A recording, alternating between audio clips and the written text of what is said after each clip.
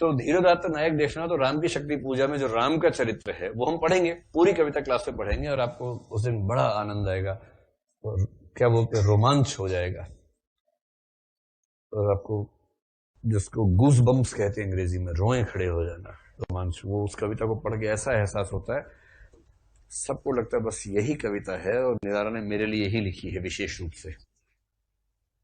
वो मोटिवेशनल किस्म की कविता है, मतलब मोटिवेशन भी आ जाता है, मोटिवेशनल कविता नहीं है लेकिन मोटिवेशन भी आता है और उसको पढ़ने के बाद लगता है कि बस बस बस भगवान राम मैं ही हूं, मुझे ही केंद्र में रख के भगवान राम का व्यक्तित्व बनाया गया है। तो उसको पढ़ेंगे उस दिन आपको धीरोदात्त नायक का अर्थ समझ में आएगा। धैर्य से भरा, औदात्य, गरिमा से भरा हुआ, बहुत जल्दी गुस्सा नहीं करता है, फट नहीं पड़ता है, खुशी में 4 फुट ऊपर कूदता नहीं है, दुख में 4 फुट नीचे धंस नहीं जाता है। इमोशनल मैच्योरिटी वाला व्यक्ति है। कुछ लोग जो गोलू व्यक्ति की पहचान क्या होता है, बहुत इमोशनली वो इंटेंस रहता है हमेशा। जरा सी खुशी हुई नहीं कि वो 4 फुट हवा में, आज मैं ऊपर आसमान नीचे, जरा सी खुशी होता ही ये तमाशा शुरू हो जाता है। खुशी रोके नहीं रुकती है। कोई के तुम्हारा फिल्म्स हो गया, अरे बाप रे बाप, उसके बाद पूरा आसमान सिर के ऊपर उठा लेता है। आज तो पार्टी होके रहेगी, आंटी पुलिस बुला लेगी, पार्टी फिर भी होके रहेगी। आज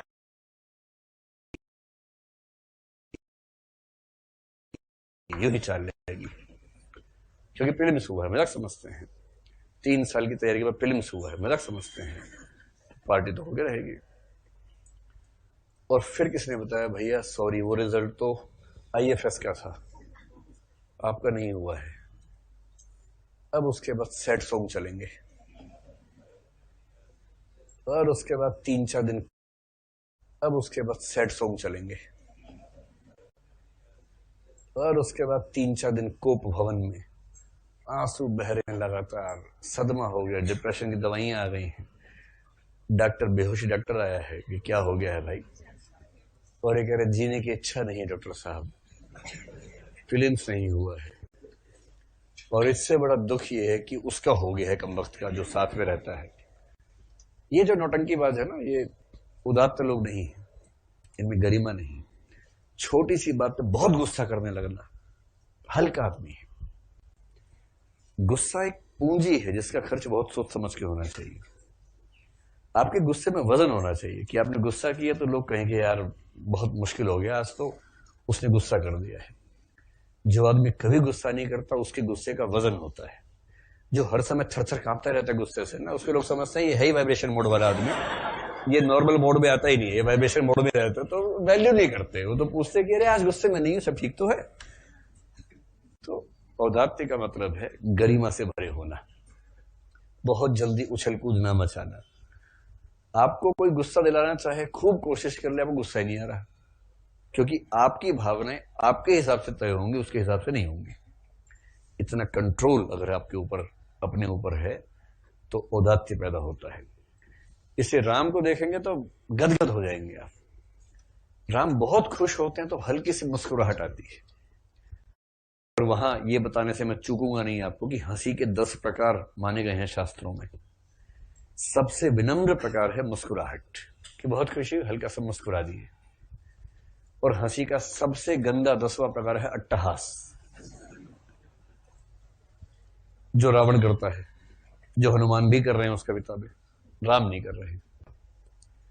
दुख का सबसे चरम रूप है रुदन, पर रुदन का सबसे विनम्र रूप है निशब्द रुदन।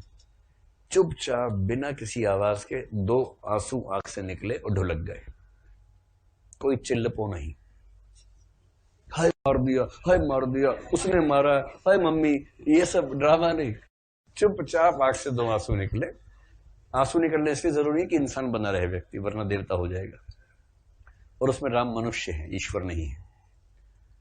और रुदन का सबसे गंदा प्रकार होता है चिल्लपो मचाते हुए रोना, जमीन में लेट लेट के रोना, लोट लोट के रोना, माथा पटक पटक के रोना जमीन पे, वो सबसे गंदा प्रकार है। कृतिवास रामायण के राम ऐसे ही रोते हैं। बांग्ला रामायण है, बंगाल कलकत्ता में लिखी गई है। बांग्ला के कृतिवास रामायण में राम 20 बार जमीन में लोट लोट के रोए हैं। 20 बार, 1-2 बार नहीं, 20 बार। और उसी कहानी से प्रभावित राम की शक्ति पूजा में 3 बार रोए हैं, लेकिन चुपचाप 2 आंसू आंख से ढुलकते हैं, मामला खत्म। कोई बहुत भड़काता है, कुछ देर शांत रहने के बाद इतनी विनम्रता से बात करते हैं कि सामने वाला शर्मा जाता है कि यार मैं किससे बात कर रहा हूं, इतना गुस्से में क्यों कर रहा हूं। इसको बोलते धीरोदात्त नायक। कुछ कुछ आइडिया हो गया ना आप लोगों को, शक्ति पूजा पढ़ते हो समझ में आएगा।